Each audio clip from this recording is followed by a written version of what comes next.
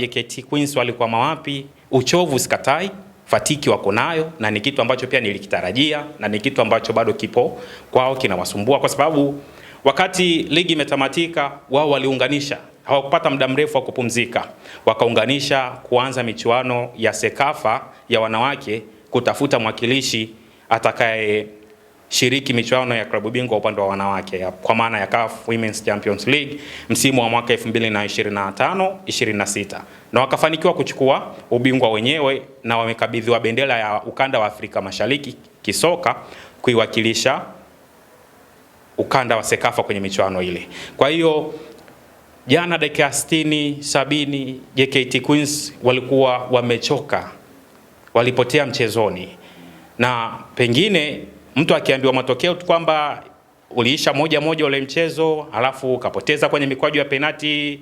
6-5, mtu anaweza kahisi kama vile Young Princess walikuwa wamezidiwa.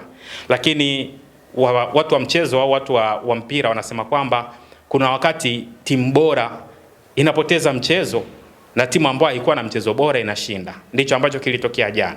JKT Queens hawakuwa na mchezo bora, lakini waliweza kufanikiwa kuutinga hatua ya fainali.